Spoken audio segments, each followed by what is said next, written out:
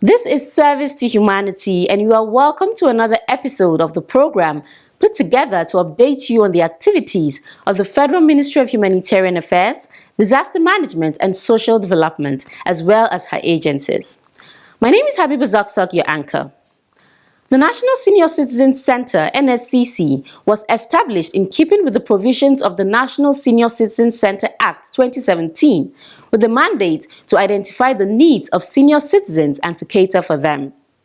In line with this drive, the NSCC launched a strategic roadmap on aging and National Action Plan on Aging in Nigeria.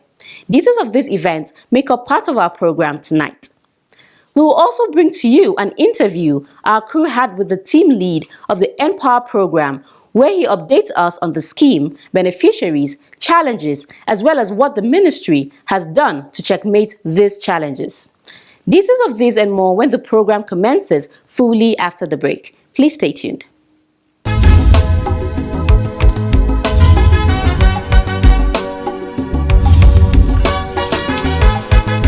I started to collect money, 10,000.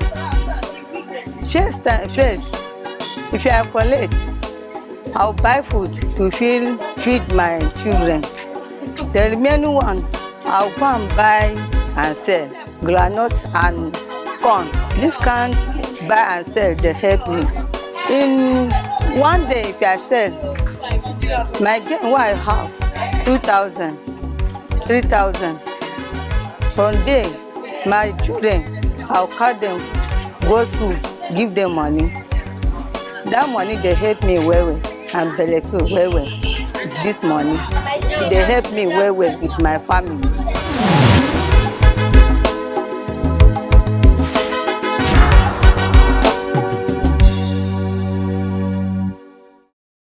Thanks for staying tuned.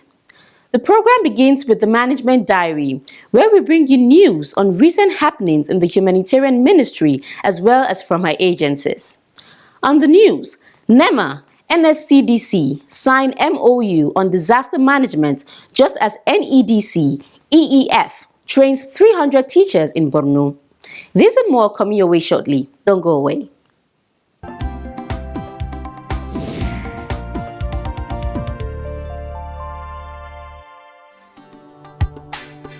The National Emergency Management Agency NEMA and the Nigerian Security and Civil Defense Corps NSCDC have signed a Memorandum of Understanding MOU to strengthen partnerships between the two agencies towards improved service delivery in the areas of disaster management. The signing of the MOU took place in Abuja. It was signed by the Director General of NEMA, Mustafa Habib Ahmed, and Commandant General of NSCDC, Ahmed Abubakar Audi. According to the DG NEMA, the MOU was a positive start towards better provision of safety, security, and sense of dignity to Nigerians before, during, and after the sudden onset of disasters and emergencies. He said the partnership is essential to address the growing complexity of disaster and humanitarian challenges in Nigeria arising from conflicts and extreme weather and climatic events. Habib added that the MOU would further drive a well-coordinated and stronger partnership between NEMA and the NSCDC for the management of disasters in Nigeria. In his remarks, Commandant General of NSCDC, Ahmed Abubakar Audi, said the MOU is appropriate and relevant to NEMA and NSCDC responsibilities, noting that it will strengthen the relationship between the two agencies as well as ensure effective service delivery.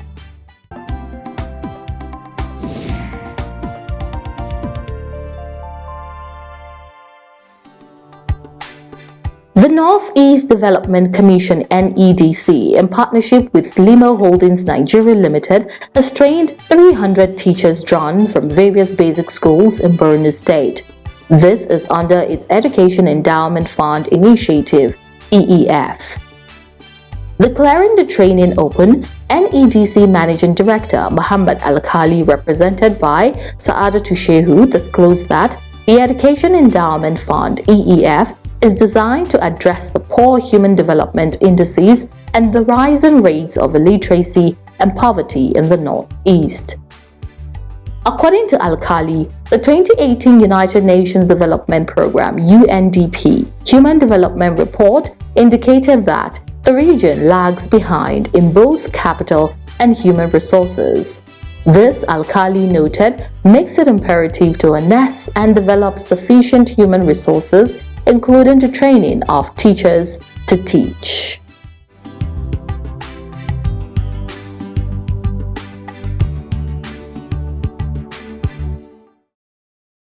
Welcome back. The mission of the National Senior Citizen Center, NSCC, is to create ways to evolve inclusion and participation of all stakeholders, actualize partnerships, and strengthen capacities of actors and systems to respond to challenges that older persons face in Nigeria. Other aspects of its mission are to also address sustainably and comprehensively the poverty and vulnerability of the increasing aging population in Nigeria. To this end, a couple of weeks ago, the NSCC launched its Strategic Roadmap on Aging 2022 to 2032 and National Action Plan on Aging in Nigeria and Project Activities 2021 to 2025 in Abuja. Let's have sights and sounds of that event. Don't go away.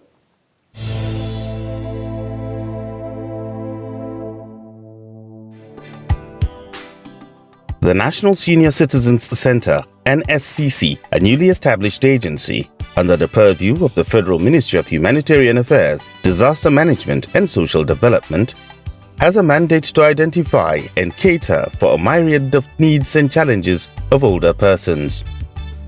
This is aimed at developing a content-specific strategic roadmap towards delivering its mandate, which is in line with the federal government's efforts to accelerate social inclusion and improve the overall quality of life of its citizens.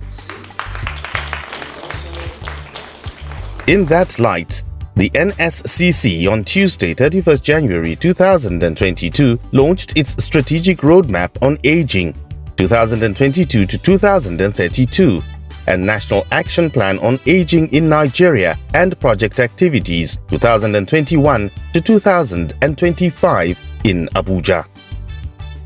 The national strategy provides the framework for multi-sector coordinated national action on aging and for building sector-wide capacities in aging policy, planning and implementation, as well as synthesizing sector-wide multi-indicator data on aging. This is to ensure that operational platforms for effective multi-sectoral actions, collaborations and coordination exist with clarity and consistency. Present at the event were Minister of Humanitarian Affairs, Disaster Management and Social Development, Hajia Sadia Umar Farouk, Permanent Secretary of the Ministry, Dr. Nasir Sanugwarzo, Director General of National Agency for Prohibition of Trafficking in Persons, NAPTIP, Professor Fatima Waziri Azi, among other partners and stakeholders. Speaking at the event, Minister of Humanitarian Affairs, Disaster Management and Social Development, Hajia Sadia Umar Farouk, represented by the Senior Special Assistant to the President on Humanitarian Affairs, Musa Bungudu, stated that the need for an action plan cannot be overemphasized, as planning provides the basis for laying a good foundation for success. The NSCC has started on a sound footing by providing an outline of our steps designed with the goals of the entire organization. By the strategic document to be launched today, all measures to be taken to provide a broad picture of what must be achieved and in which order, including how to organize a system capable of achieving the overall goals and objectives of the NSCC for the next few years, have been identified. The minister also stated that the production of the document involved various experts and stakeholders across the country. As such, the document will support NSCC to achieve the desired coordination, collaboration, cooperation and communication in mainstreaming issues affecting older persons in Nigeria in all critical MDAs. She then thanked the federal government for having the political will to make issues of older persons a priority and urged state governments to do same. I appeal to all the states, including the local governments, to do some effort in seeing that there is no alternative of enhancing the well-being of older persons in our communities. We need to take the message of inclusiveness, inclusive society where every older person can live a dignified, healthy, happy, and secured life. Also speaking, Permanent Secretary of the Humanitarian Ministry, Dr. Nasir Sanugwarzo, was represented by the Director, Human Resource Management of the Ministry, Tokumbo Rufai, urged the NSCC to engage state governments for further collaboration as the proportion of the older people continue to increase in Nigeria. There is a need to expand the need for improved information and analysis of aging population, assist policymakers to define, formulate goals and programs, raise public awareness and support for required policy changes.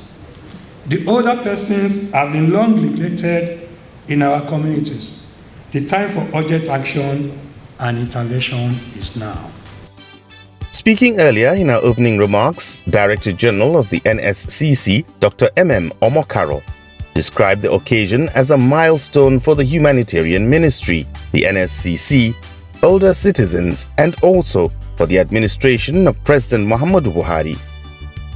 She described it as a legacy which gives credence to the administration's commitment to building inclusive and integrated resilient systems and institutions that can address the challenges of aging population and also exploit the opportunities within those challenges.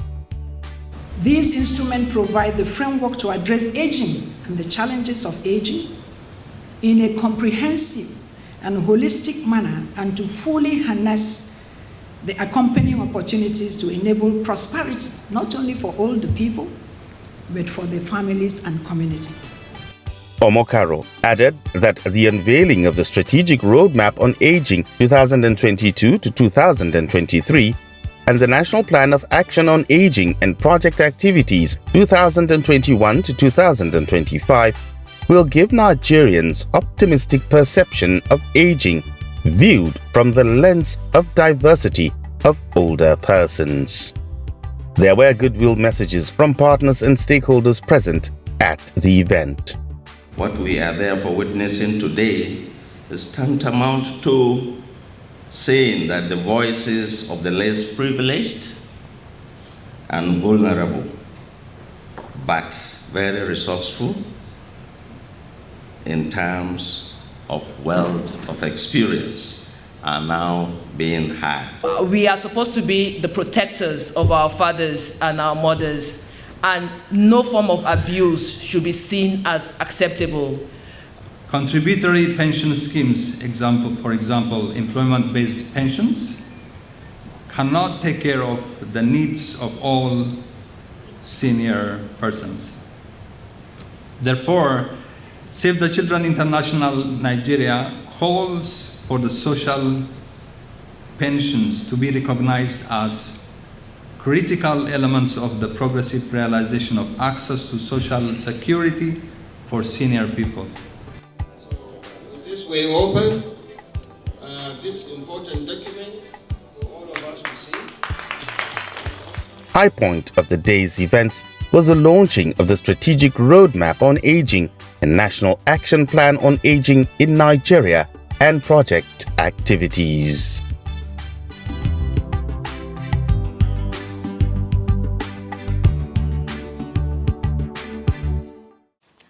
You are still watching Service to Humanity. The Empower program, which is a youth employment initiative of the federal government through the National Social Investment Program, NSIP, has had its impact felt in almost every family in the country, thereby making it a household name. For 7 years, the Nigerian youth has had the opportunity to be empowered through the various training units under the Empower program. Our crew met and interacted with the national team lead of the Empower, Mr. Nsikak Okon, where he talked about the program and how far it has gone. Let's see how the chat went.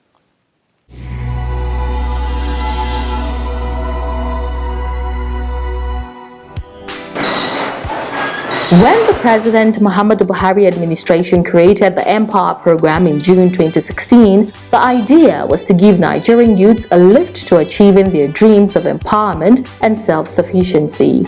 When the program was under the Office of the Vice President, it was tagged Job Creation Unit. What that means is that with this unit, you can create jobs for the youth of this country. And that's what we have done since 2016. We have created, as I speak, over 1.5 million youth have benefited from the Empower program. In order to ensure its sustainability, the federal government moved the Empower program alongside other social investment clusters under the NSIP to the Federal Ministry of Humanitarian Affairs, Disaster Management and Social Development, which was created in 2019. If you look at Nigeria's social investment programs, is it the FIP that we are talking about, Family Economic Advancement Program? Immediately the exit of the administration, FIP died. The same thing happened to NAPEP.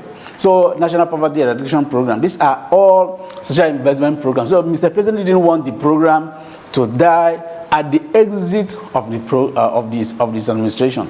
That was why he created the Ministry of Humanitarian Affairs, so that this program can now be transferred to the Ministry for continuity. So far, the Empower program has trained youths in 4 batches, namely Batch A with 200,000 beneficiaries, Batch B with 300,000 beneficiaries, Batch C1 with 510,000 beneficiaries, and Batch C2 with 490,000 beneficiaries. This makes it a total of 1.5 million beneficiaries cutting across the various units of the Empower, which are N-Teach and N-Health for graduates only, and N-Knowledge, N-Skills, N-Build, N-Creative, N-Agro, and N-Tech for both graduates and non-graduates. According to Mr. Okon, the Empower program has trained a minimum of 10,000 beneficiaries in each state of the Federation and the FCT. He talks about some of the successes recorded.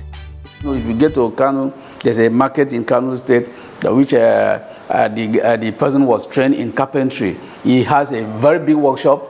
He has employed over 10 other beneficiaries into that workshop. There is a guy in Ogun State. He's packaging crayfish from the savings he had from Empower, 30,000 naira. He was packaging. He was making savings and then packaged. He's exporting, as I speak, he's exporting crayfish to other African countries. To monitor the program in order to ensure that it meets the sole purpose of its creation, some measures and collaborations have taken place, which the team leader shares with us. We have had robust collaboration with the states. There's what we call the state program managers, the focal persons in the different states, all the 36 and the FCT. We have all of that in their respective states. So they are our first point of call. They are out there in the field ensuring that the heads of the PPAs, places of primary assignments, that we have attached these volunteers to, give them first sound report that the these beneficiaries they have absconded. Once there's a case of abscondment, the focal persons or the program managers will escalate to us. Immediately that has gotten to us, we place them on what we call payment hold. You will be hearing, I've not been paid, I've not been paid. It's not that you are not in the program, you are in the program. But we have placed you on a payment hold because of abscondment, indiscipline. So those are the excesses that we have checked using that method to ensure compliance. Someone who has been placed on payment hold has a window period of 45 days to submit a letter of validation signed by the head of his or her place or primary assignment and countersigned by the state focal person and submitted to the Humanitarian Ministry. If that is not done, the person is totally removed from the program. On the other hand, there are beneficiaries who get jobs in other places and voluntarily write to inform the ministry of their employment and request to be taken off the program. For those who refuse to inform the ministry of their new employment, Mr. Okon speaks on how they are checkmated. There's another check that we use the GIVMIS process. The GIVMIS will automatically ensure that you have benefited from government money, whether it's 10 naira. Because it's a federal government, the only ones that could dodge from us are those that are working and getting paid from the state or local government. But we are still putting in another modality that will ensure that we check so that the rate of truancy in the program will be reduced. We have challenges. This is one of those areas of challenges that we have in the program, but we are trying to outsmart them and then bring in innovations that would ensure that we checkmate those areas of excesses. Recently, members of the NPAR Batch C2 expressed concern over non-payment of their monthly stipends since getting enrolled on the program. Mr. Okon speaks on the current situation of things as he explains the reason for the delay. This current batch, which I've told you, Batch C2, they commenced their deployment in October 2022, precisely on 4th October. So they are entitled for October, November, December. As I speak, the Honorable Minister had approved their payment for those 3 months, October, November, and December. And of course, under the fiscal policy, in December, funds were mopped up. We are expecting funds to be reversed back to us so that we can now make payment to those beneficiaries. Another challenge being addressed, according to the team leader, is the case of beneficiaries selling off their starter packs after leaving the training camp. While condemning such actions, he, however, says measures are being taken to deal with such problems. To ensure that the beneficiaries of the NPAR program begin their journey of self-employment after the NPAR program, the Humanitarian Ministry, in collaboration with the Central Bank of Nigeria (CBN), came up with the Nexit program. Particularly for batches A and B, when they left the program in June 2020. So in her wisdom, the Honorable Minister was looking for an exit strategy for them. So not only being trained in the program, they should be taught entrepreneurial capacity building. So there was a communication between the ministry and the Central Bank of Nigeria. Look, we have this manpower out there. How can we empower them? How can we exit them into useful ventures? So that's how we started the collaboration with the CBN.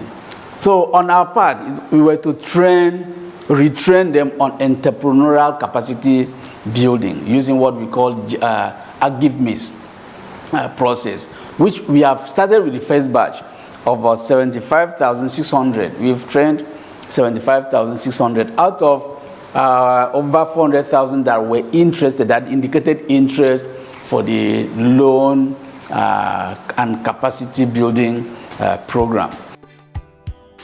According to the NPAR team leader, business proposals have been submitted by the 75,600 Nexit beneficiaries to the relevant consultants who handle the training as they await approval and disbursement of the loans by the CBN.